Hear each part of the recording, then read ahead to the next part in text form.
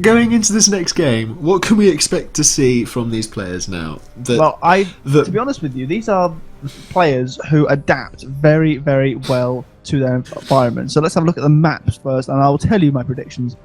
This is interesting. I'm not in yet. I'm still loading, so you'll have to paint Okay, a picture. let me give you a picture. There are big square fortresses, one on either side of the planet. This one. Oh, yeah. Oh wait, no, it's not this one. It's not this one. Okay, this is a different one. Okay. Still very fortressy, which I means thought it was the one that was very air heavy, but I'm just gonna sort out my prediction for this is yet more air. Reason being, this is a map with lots of choke points, lots of defensibility, and both of these teams are very aggressive, expansionary players. So playing in a turtley way and defending choke points is not really their play style, and very much the better for it, because generally speaking, that is a great way to get out expanded and lose the game. So both teams will be playing aggressively, expanding heavily, and that will mean a lot of air in play. My prediction for this game. And given how air turned out last time, I would expect that we will probably see the purple team building some more storms. I suspect similarly, but what we'll have to do is we'll have to see that in due course as our players have now spawned in. Hello folks and welcome to Exodus eSports Team Duel semi-finals game 2 of the best of 3 between, I can't even remember the names now, Pizza Money and Scary Kittens and the Mad Chemist or whatever it was. It was Chemist, yes. The latter in green with Upside, Ion and Violetania, and the former in purple with Andres G and Burnt Custard. I'm joined by the WrongCat. Good evening to you all once more. Looking at the builds on this map, we'll go into the map in a second after we've just done the early builds. We've got heavy bots and heavy air, transitioned to even heavier vehicles from the green team here with Oxide and Violet. Meanwhile, from the purple team, we have vehicles, bots, and air, all sort of together. So they're going for sort of a combined arms approach almost. I can't see that Tier 1 vehicles are going to make a very significant play on this, because they are so slow and clunky and so susceptible to those choke points, of which there are many on this map. I suspect that bot play is going to be quite significant. I would also expect that we're going to see a little bit of Trico farming by the players, because there's between these two fortresses, it's just a huge haven of trees, and that is just waiting for a combat fiber just to dance around there and suck them up and bolster your metal income. There are so many trees, and importantly, there are a few choke points, and there are sort of intermediate metal expansions that I suspect we'll see where all the confrontation lies. We've got these sort of expansions all the way around, and in fact there's actually a longitudinal divide there at the poles. So that's interesting. So it's effectively east versus west from one point of view. The Berlin Wall, one might say. Although perhaps not. Firefly Scouts now coming out from the green team, getting over to the fortress of the purple. Not going in just yet, but they're sitting at the side, seeing when the expansions are coming. They do... What is this, Marshall? Hello? Ping it. That's a T2 vehicle factory really early on, and I'm not surprised. With the amount of proximal metal that the teams have, I think a T2 rush is completely viable, because you have enough metal in your base, you have enough distance between the bases, that T2 is kind of the way to go, and the earlier you get it up, the better it's going to be. And that's actually that's over half done. They've rushed this. Both commanders and 3 fabricators, they're focusing all of their build power on this. They're rushing this hard at the cost of expansion. Although you wouldn't notice it looking at the economies. They're only 1 or 2 metal extractors behind at any given point. So they're obviously actually making very effective use of their economy in the early game, which is always good to see. And they're actually now going to have, it's been completed, the advanced economy is now going to start up. They're going to have 9 advanced metal extractors under their belt within the first 10 minutes of the game, which is going to be a huge boost.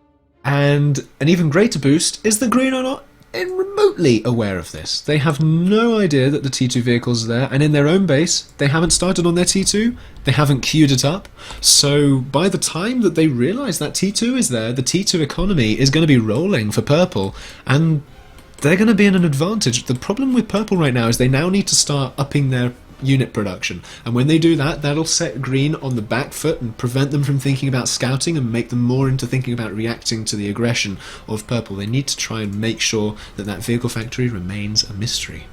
Yes, Salty Trico has just built tier 2 metal extractors, much safer and probably significantly more profitable. They've also got the energy now, the energy plants going online. That's just going to free up all of the tier 1 fabricators just to spread far and wide and go and work on outlying expansions. And they've actually neck and neck taking over the economy even, which for a T2 rush you'd expect at this stage in the game to be far behind. But they've, again, I think what you said was absolutely accurate, that there's enough metal close to the spawn that a T2 rush is not only viable, but a damn good idea. And we still don't see it from the green team, and in fact they're spreading out their commanders now, going so that we have one commander going for one side and commander going for the other, because we did have those divides at the north and south. We do have heavy air game though coming into green now. We have lots of interceptors compared to purple, who have very few indeed. Oh goodness me, could we see some more storm play? Oh, that would make your day, wouldn't it? It would be fantastic if they they've were got not the to tier 2 learn their vehicles already. lessons. Yeah, but they don't. Just- green still don't know about it. Green still do not know about That's it. really poor. They actually, I was watching as they were building it. A set of green fighters came within a whisker of detecting it, but missed it. So largely down to poor luck, but also again, especially at this early stage in the game, you should be scouting a lot. You need to find out exactly what the strategy of your opponent is and work to counter it as hard as you can. That said, both teams guilty of this, because purple have been just tunnel visioning, working on this tier 2 at the neglect of pretty much everything else so far. Yeah, I mean, there's not a whole lot going on in the rest of the game. We do have a few docks moving in now on this expansion here by purple. They are managing to take down a few things. Bumblebees, though, bombing around. Bombers will easily stop dock trades that early on. They managed to kill off a single fabricator and a single mechs with that raid of however many docks there were. There were too many to count at a glance, but I don't think that was efficient for them. And normally at this stage in the game, you'd think, oh yes, the kill off a fabricator, fantastic. But we know that purple have got this little hub of their base, which has got tier 2 metal extractors in it, and they're less than 10 minutes into the game, they're already 100 metal up. And this the is crazy. Firefly just went around the edge of the base and missed the T2. It saw that there's a T2 power generator though. Oh, here we go. We now have an advanced vehicle factory going up from green.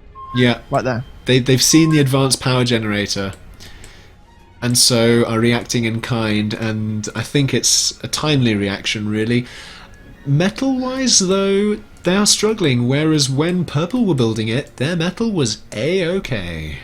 The reason for that, I think, primarily is the fact that they've got all of these factories. They've got so many factories, tier 1 factories in their base, all of them pumping out units. So they have been focusing quite heavily on military unit production, which is why they don't have the spare eco, whereas purple went all in. And actually, this little expansion here has been pinged by purple. I suspect we're going to get a bit of a raiding. Again, green expanding aggressively, but actually they're not managing really to hold hard them. to defend. They are so hard to defend. Oh, the air game, the trades coming in though. I think purple realising, well, we don't necessarily want to trade at this point in the game. We lost our bombers, we're just going to stay away. We managed to kill off the fabricators, we're happy with that. We're going to conserve our air and not throw it away just yet until we're in a certainty of favourability in their confrontations. I just can't quite believe how far ahead they are in the eco game already. It's astonishing, and they are. All of the metal points in their base have got advanced metal extractors queued up on them. They're going to absolutely steamroll in terms of economy. What they do with that economy, of course, is the important deciding factor as to whether or not it's going to be as advantageous as they would like. And there's some bombers going over of an aggressive force of storm, sparks and docks. It did also manage to take down a fabricator that was expanding. I think green are trying to expand in so many places, but they are not giving the anti-air support. You know what? I actually would go ahead and say that the expansions on this map are exceedingly hard to defend because of the fact that they're just so close to the bases. They're isolated and directly in the middle of a huge open area. Really hard to defend, particularly against an opponent with air, as we've just seen. Yeah, I mean, it's amazing how close they are to the bases, but yet isolated. I think they're isolated ground in ground language, but in terms of air, it just takes a second to get there. It does, and again, with this map design, you expect both players to be using air quite extensively. So really, unless you have got, as you say, a few storms and spinners sort of accompanying the you say that, fabricators. spinners and Galata there though, Purple's air running away from it, but do continue. You need to have the anti-air mixed in with your expansion units, otherwise it's just completely futile. Oh dear, they've set fire to the forest. So there goes any hope of any Trico. We didn't start the fire. Oh yes, you did. It has always burned since the world's been turning. But it's gone now. Both of the pools of Trico slowly being ravaged by fire. That's quite disappointing to see. The Eco Warrior in me is dying a slow and painful death. Yes. We do start to see the T2 coming out from Purple now, though. They've just got out their advanced fabricators, and now they will get out their economy, and we'll start to see brutal bombing there. Just one pass over the top, dropped some bombs, disappeared again, and took out a large chunk of units for very few bombers lost. Really effective trade there.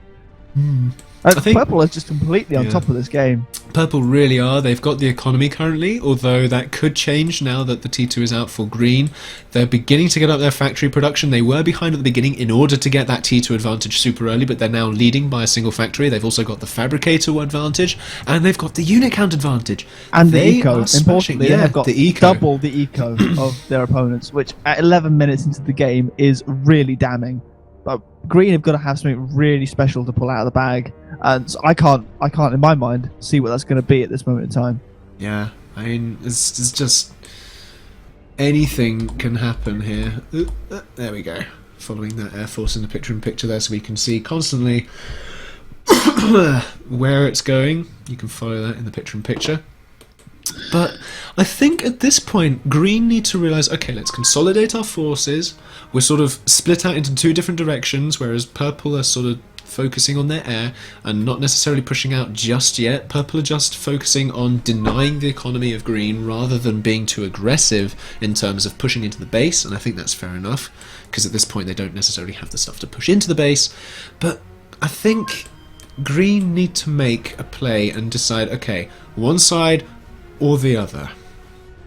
Well, right now I'm seeing lots of pings going down from the purple team. What it looks like they're doing, and I saw whilst they were doing that, everything was sat idle in the base. The two players took the time, they took a few minutes away from actually doing stuff to sit and think, what shall we do with what we've got? And actually I think that is a very useful thing to do. They spotted a target, they sent their air at it, air's gone away again. Looks like that's really their main aim, is just go out with a blob of air, kill some stuff, go back in again, and just annoy the green player. That seems to be their main aim right now. I can't see any really big killer strats coming up. I mean, at this stage, they're far enough ahead in the eco, although they don't know this, that they could go ahead and start doing stuff like a Titan, and they could easily just pull one of those off quite quickly.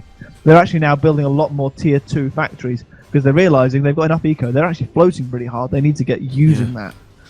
And I've just looked from the purple point of view. They do not know that green have answered with their own T2.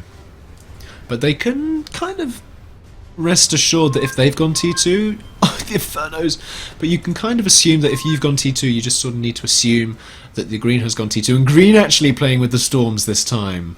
So we've got Violet and Oxides thinking, oh, you stormed us last time, we'll storm you this time. And actually, the Interceptor's now the air game. Look at that go. Wow. But they are dangerously close to the storms, dangerously close to spinners. There are some storms. I think they did just get the scout. They did just get the scout on the vehicle factory. And there are storms in that unit composition. Oh, I want to see it again, Ronka. I want to see it again so bad. You want to see the shoe on the other foot this time around? Yes. Well, we shall see. I suspect, though, particularly given how effective it was in winning them the game last time around, Purple will be watching very closely all around their air blob. If they see any storms, they will hit that panic button. And green actually deciding to take the initiative here. They're pushing out with their heavy anti-air force and saying, okay, come at us with your air. We know that your air is your main weapon at the moment. We've got a lot of anti-air in this force. And pings actually from Purple saying, we see this. In comes the air. Is it going to vaporize? There are some storms. There are some storms. They do see spinners. They see heavy spinners. They're thinking, okay, let's get our bombers away from that. And you're maybe looking at a different force to me. I'm reconsolidate. looking at this one. That Air Force could easily sweep in there and take out. And there, indeed, there it goes. I don't see any storms in there. That's going to have a really bad day. There are a lot of spinners in there though, and the bombers just need to go straight against over this it. number of bombers, just not quite enough. Look at that. Absolute devastation. And the stop command there on the bombers to just deal with all those, just put their payload on focus down. But the air just grows. Well, they've got lots of AA in there, but it doesn't matter because all that they're going to meet here is docks. And docks hurt a lot. Docks do hurt. They're on. Oh, they don't want to move into the Infernos. Once they've dealt with the Infernos, then they're going to charge in there. They're wisely charging straight in, and that force just can't break through. But the air can't get close. There's 3 storms. The air cannot get close. Doesn't need to. It's done what it needs to do, which is it's completely nullified any attacking power that force has. You say that. You say that. You say that. Why are you doing this? Yeah, they see the storms backing away, backpedaling faster than someone running away from something super bad. I was trying to think of an analogy, but I could only think of non-politically correct ones, so I decided to back away myself. But wow, that could have been disastrous for purple. Could have been, but thankfully averted before it became crisis point. The dock's now chasing down though. Look at that float on purple. Wow, and it's double that in terms of the metal. It's still just amazing.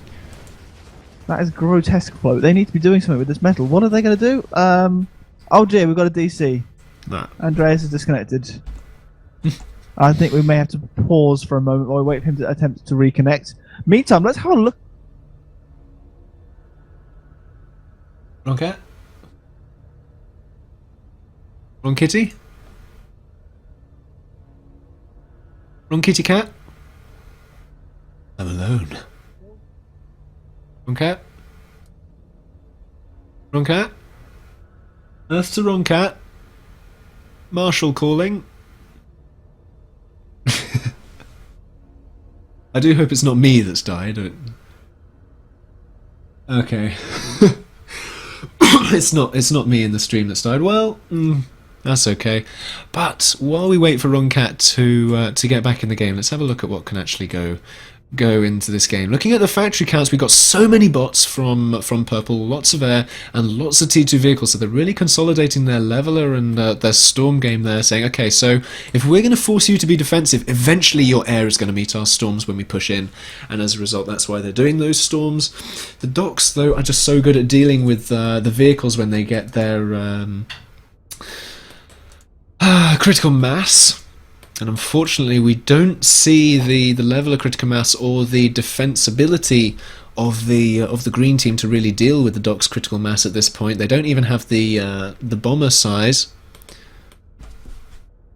Andreas G back in the game, so we'll just have to wait for WrongCat to get back into the game. I'm back. Hello. Hello. That was scary timing. That at the same time Andreas dropped out, so did I. I was just in the middle of doing some analysis, and then suddenly you started talking at me. Hey, he's back in the game, and we are underway again. We are indeed. So, right, where were we, Marshall? There was a big firefight that just happened whilst we were gone. These docks pushed through and saw off the last of that tier 2 force, including the storms. Yeah, I was just saying that That the docks can now. line. Yeah, I was just saying that the docks can push in, and green are just going to have to play defensively. And in fact, this commander pushing out very aggressively. This is the 2 boots com. Is there another 2 boots com? Because if there is, that's oh, they're both 2 boots. Ugh. But I was going to say, is in a nasty place right Uber now. Cannons, though, impressive Uber Cannons, but he is Not taking a lot of damage, and he's now Nowhere near enough. surrounded by docks. That commander is absolutely barbecued. And down go all the vehicles as well, and the bots as well. Purple can now push in on this side with ease. The other side, though, the air met the commander and a bunch of storms. That sets green back now, doesn't it? Just a little bit, as if they needed any more setbacks at this stage in the game. Purple are just absolutely dominating that. Violet saying she's going to find a coffin. That commander's about to get bomber sniped so hard. Hashtag multipass. GG. Hashtag multipass. Very well played to purple team, who now go through to the final. Yes, that was the best of 3. Andrews GM, Burnt Custard of Pizza Money go through to the finals, and we'll see who they are facing. Let's have a look in the brackets. It looks as though Game K is still running. Pie of the People and Spaghetti Strats are not yet finished with their best of 3. I'm just waiting to be informed as to whether their game is going to go into the 3rd game or not. But anyway, so let's have a look at this game in review then, WrongCat. Let's go back in the chrono cam, shall we? Indeed. If yours is working, of course. If it's working. If it's not working, we'll do what we can, eh? So, very well played to both teams. And let's start at the beginning. A very good place to start. Let's. Here we are. Give me a timestamp and I'll synchronise with you. We'll just sort of go through whenever, really. I'm at 121. I'm at 118, 119, 20, 21. Go. Yeah. So, I mean, looking through, at the beginning, the builds at the early game were as you'd expect, but we skipped 30 seconds forward, and eventually, another one, we see that the early T2 does form there at 3 minutes 40 seconds. And that is an impressive early T2. That's very early in the game. I don't think I've seen a T2 that early since at least a few builds ago, and that was, with the duration between builds of the game that's come out, that is quite a long time ago. We're talking about probably over a year. Yeah, I mean, we do tend to see early T2. It's something I'd notice in custom maps rather than official maps. Custom maps tend to have a lot of starting mechs and a lot of expansion mechs, so T2 rush is viable on custom maps. It seems to me that ranked maps are the only ones where you have a sort of even distribution of mechs. Well, this isn't a ranked map, though, I believe. No, it's not. It's a custom map built for the tourney, I believe. Now, see, the thing which makes this, as you say, so different from the ranked maps and from all the other maps that I think we're going to see in this tournament is the dense concentration of metal near the spawn points, and that is what allowed the purple team. Once they had taken, you've actually got a total of 13 metal points in that top square alone. And that, that's how many? That's at 7 metal each. That is a lot of income very early in the game, which allows you to do some interesting things to build up faster. And I think that tier 2 factory, and certainly focusing on the tier 2 eco right off the bat, was a very clever thing and a very unusual thing for purple to do. And green just didn't see it coming. A couple of early attempts here. I'm actually now at 5 minutes 25, which I think is roughly where you are as well. Yeah. You can see the green air sort of coming close. It does come close, but it just doesn't quite get there. It was unlucky. It wasn't really a scouting force, though. So the fact that it got so close was purely by chance. And this is why it is so important, even at this level of the game, you have to be scouting. Yeah. And what's even more impressive about their T2 rush is that they didn't stall while doing it.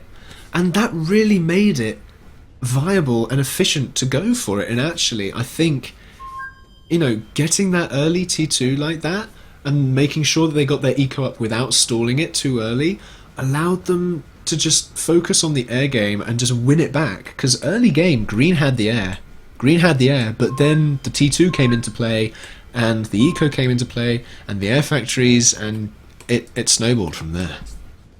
So, I mean, to be honest with you, I do very much enjoy watching Burnt Custard play, because he's quite an eccentric personality. If any of you have ever spoken to him on TeamSpeak or elsewhere on the forums, he's quite an eccentric fellow, and he likes to think outside of the box. If someone says to him, "This is how you play PA," he'll say, "No, it isn't. I want to try and do it this way instead." And because he catches people off guard like that, doing things which are perhaps outside of the norm, he's often able to catch his opponents on the back foot, like he's done here. And just by having that early eco snowball, we saw on the stats, as in the top left-hand corner of the screen, just how effective that was. And that just completely stole the game from Green.